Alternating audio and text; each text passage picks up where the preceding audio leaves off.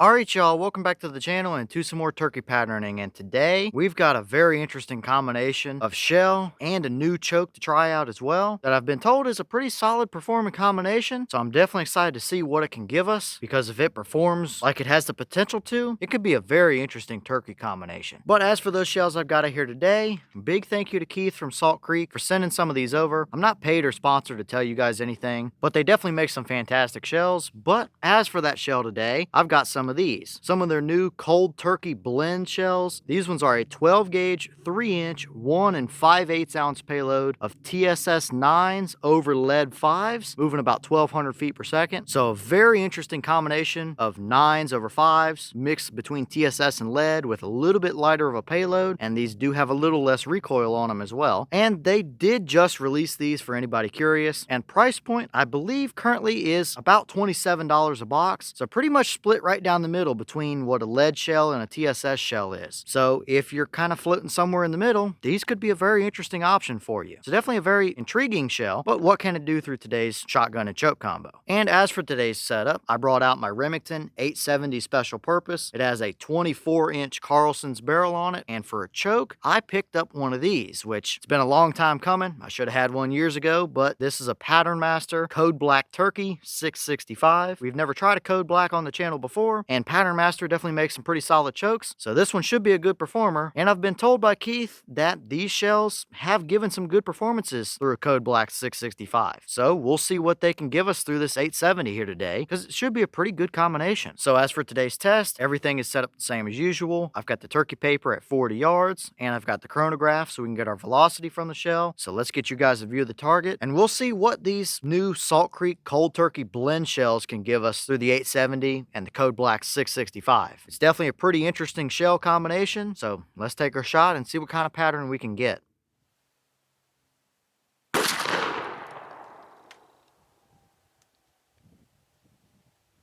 Alright, so that shell gave us 1116 through the chrono. The box claim is 1200, so we are a little bit below that, but we do have a 24-inch barrel. And from what I can remember, what we had seen the previous time was somewhere low to mid 1100s, I think. So it seems to be pretty consistent right in that general range from my testing anyway here with this weather. And we're definitely not pushing them too fast or too slow or anything like that. So looking pretty solid for velocity up here. But what kind of a pattern did they give us through that Code Black 665 down there at 40? Let's go check it out and see.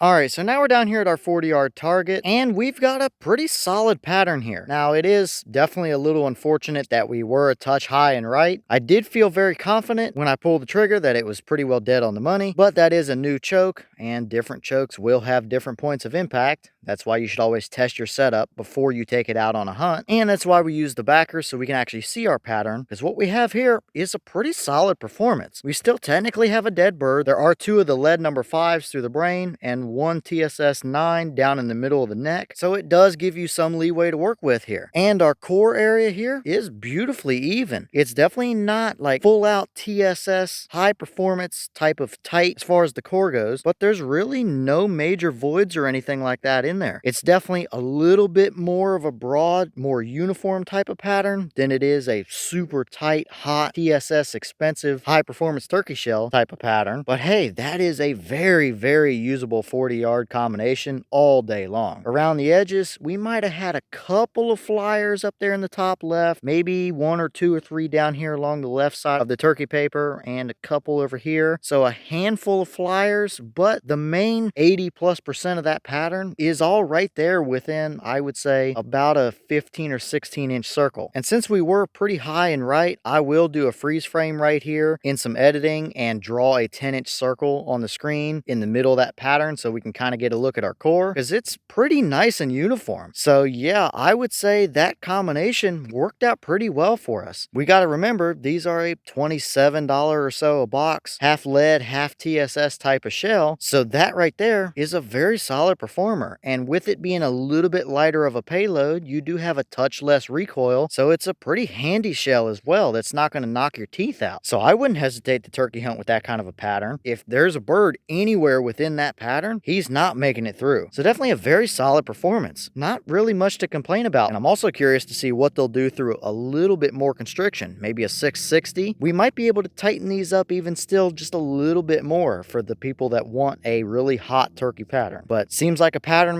Code Black 665 is a pretty good option here. And it's an even mix of TSS and lead throughout the pattern. So you're gonna be hitting them with both kinds of pellets. So very dead turkey at 40 yards and a very solid performing pattern overall.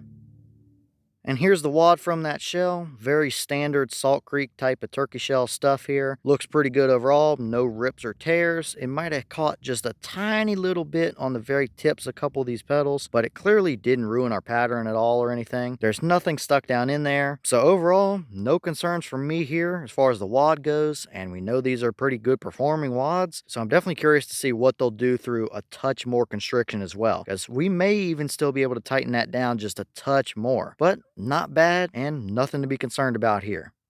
Alright y'all, well, what did you think about that performance right there? That's a very solid, plenty usable enough 40-yard turkey pattern. That bird's going to be absolutely dead all day long if we centered that up a little bit better. It's a little unfortunate that we were high and right, and we'll just have to see how that choke continues to perform, because it might just kind of favor a little high and right. But again, that's why you test your specific shell and choke and gun combo before you just take it out on a hunt. Either way, not necessarily the hottest, screaming tight core like a big fancy TSS shell, but also not at all blown wide open all over the place like a cheap lead shell or anything like that. And for being $27 or so a box, kind of half lead, half TSS blend, I think that pretty much splits the difference right there in price and performance. You're gonna be hitting them with both kinds of pellets. It's cheaper than a full-on TSS shell, but might be a little more expensive than some lead shells are. And you have very manageable recoil out of it for a turkey shell as well. So that's a very solid performing option right there. But I guess leave your thoughts about it down in the comments. Is that about what you expected to see, or were you surprised one way or the other? Have you tested a shell that's kind of like this, where it's blended TSS over lead, and what kind of performances have you seen from it? Would you hunt with this shell after seeing that kind of performance? And what are your opinions about how it's kind of right down the middle of the road there, kind of splits the difference? Is it something that you would actually look into, because it is kind of a mix between the two? And what other gun and choke combos do you want to see us run those shells through? Let me know all that down below. So with that being said, I've got some more testing to get done for you guys. As always, we have the channel Instagram as well as the mailbox where you can send stuff if you'd like. All that information will be in the description if you're interested in it, but I'm going to get back to it. So I'll see y'all in the next one.